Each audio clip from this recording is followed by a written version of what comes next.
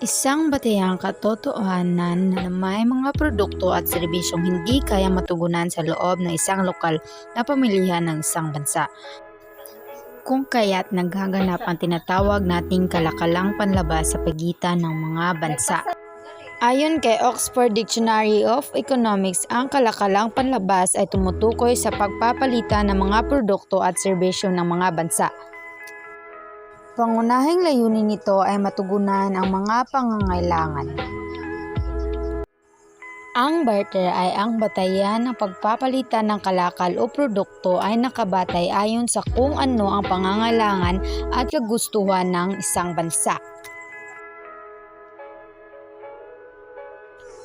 Ang export ay tumutukoy sa pagluluwas ng mga produkto o serbisyo sa pandaigdigang pamilihan.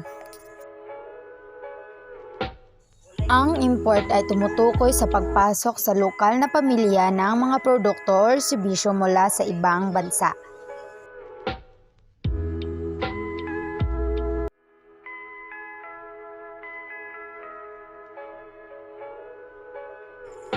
Ang absolute advantage at cooperative advantage theory ay nagiging basihan ng mga bansa para sumali sa pandaigdigang kalakalan. Ang absolute advantage theory ay pinakala ni Adam Smith. Ito ay kalinsabay ng pagkakalathala ng kanyang aklat na An Inquiry into the Nature and Causes of the Wealth of Nations noong 1176. Inasaad ng tiyonyang ito na ang isang bansa ay dapat na magpakadalubhasa sa paglikha ng mga produkto. Cooperative damage sa paggawa ng isang bansa o serbisyo kapag kaya niyang gawin ang produkto o serbisyo kapag kaya niyang gawin ang produkto o serbisyo ng mas efficient kumpara sa ibang uri ng produkto o serbisyo sa larangan ng kanyang paghahambing sa ibang bansa. Ang panlabas ng Pilipinas, kahalagahan, mga patakaran at programa. Una, dumarami ang mga uri ng produkto at serbisyong maaaring pamilian o tangkilikin ng mga tao upang matugunan ang kanilang mga kagustuhan at pangangailangan. Ikalawa, mas pinaguhusay o pinaaangat nito ang antas ng produksyon upang mas maging mahusay ang kalidad ng mga produkto. Ikatlo, ang mga produkto ng mga bansa gaya na lamang ng Pilipinas ay nabibigyan ng mga pagkakataong makilala at tangkilikin sa ibang bansa dulot sa husay at nagiging pagkakakilanlan din ng ating bansa. At ito naman ang GNP and GDP growth rates ng Pilipinas sa kasalukuyan 2023. Ikaapat, ang kalakalang panlabas ay nakatutulong upang mas maging matibay ang ugnayan o relasyon ng mga bansa at maging epesyente ang pamilihan para sa mga produkto at serbisyo. Mga konsepto at aplikasyon nila balitaw. Una, liberasyon sa sektor ng pagbabangko o mas kilala bilang RA 7721. Ito ay isinabatas upang mapalawak ang operasyon ng mga dayuhang bangko sa pamamagitan ng pagtayo ng mga sangay nito. Foreign Trade Service Corps o FTSC. Ito ay ahensyang naglulunsad ng iba't ibang estratehiyang pamilihan upang lubusang makilala at mapatanyag ang produktong gawa ng sariling bansa. Trade and Industry Information Center o TIIC. Ito ang nangangasiwa sa operasyon ng Bureau Research Center na napalaganap ng mga datos, statistik, impormasyon tungkol sa ekonomiya, kalakalan, industriya, pamahalaan at kapakanan ng mga mamimili.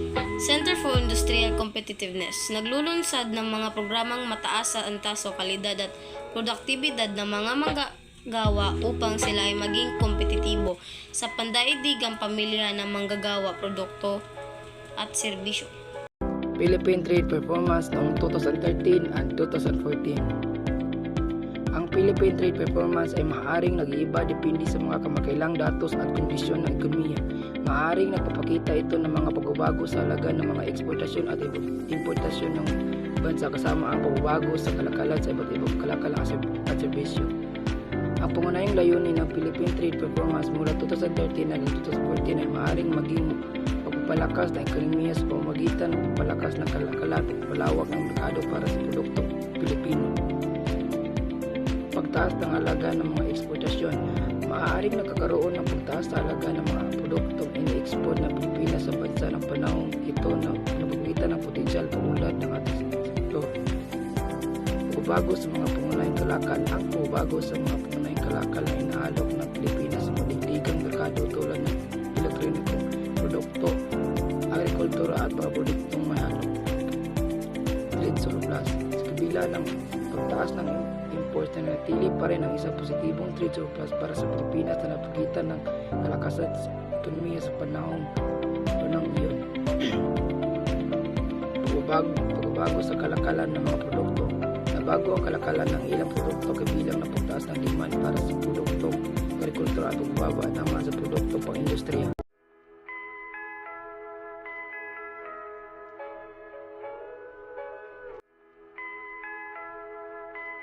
World Trade Organization o WTO. Ito ay kinikilala bilang samahang namamahala sa pandaigdigang patakaran ng sistema ng kalakalan o global trading system sa pagitan ng mga kasaping estado o member states.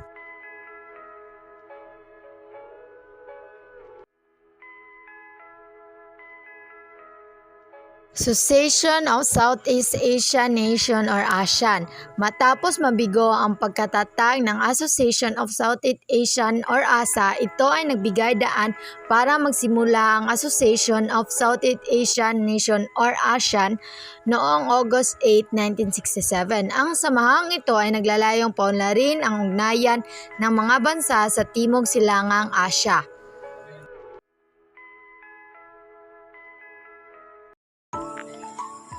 Ang FTSC ay binubuo ng mga kinakatawan sa pangalakal o komersyong o komersyal na kumakatawan sa komersyal na kagawaran ng kalakal at industriya.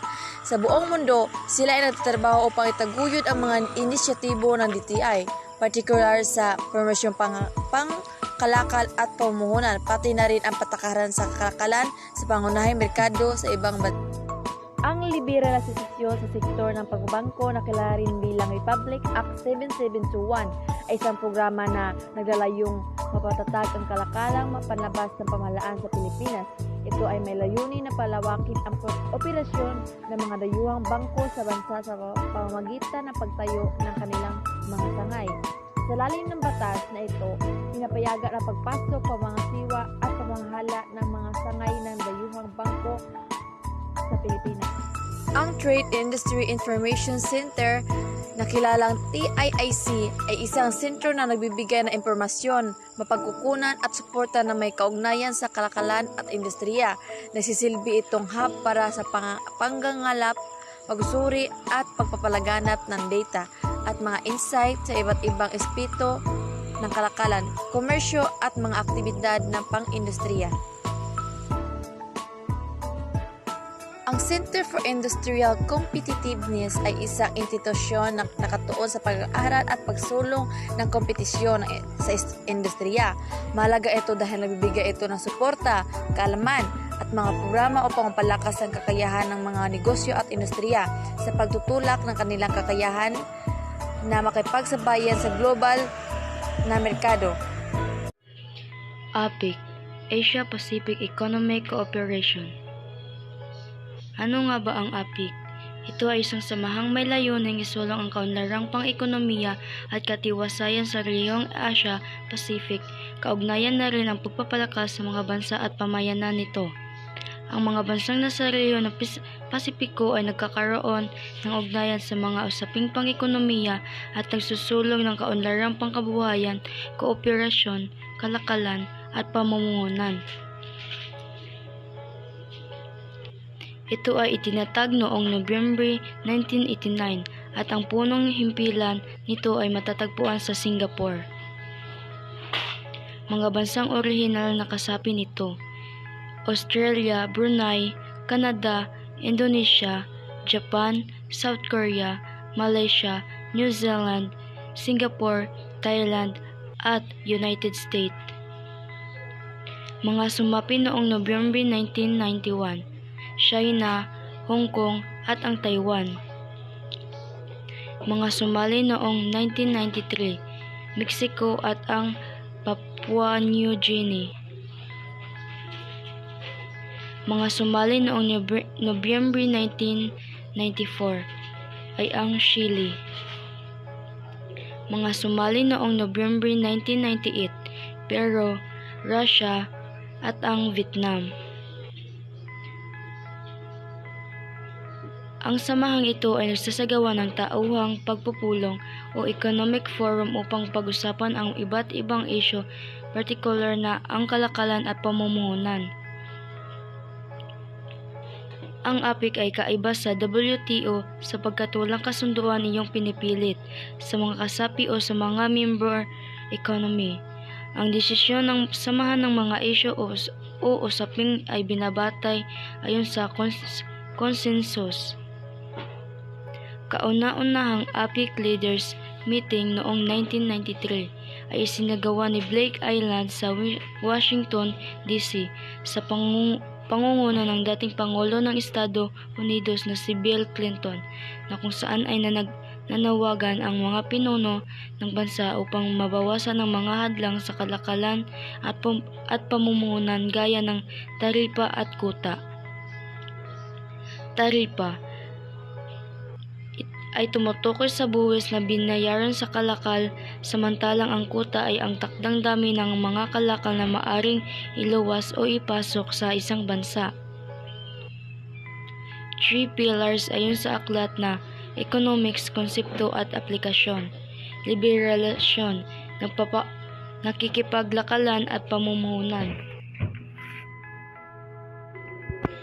Ito ay nakapokus sa pagpapalawak ng pambansang pamilihan upang makahikayat at magkaroon ng karagdagang pamumuhunan at negosyo mula sa kasaping bansa. Pangalawa, pagpapabilis at pagpapadali ng pagninegosyo sa pamamagitan ng itinayong infrastrukturang kailangan sa pagninegosyo at mga kapital o puhunang ilaan sa operasyon. Ito ay nagpapabilis at nagiging espisyente ang bawat gawaing pangkaunlakan.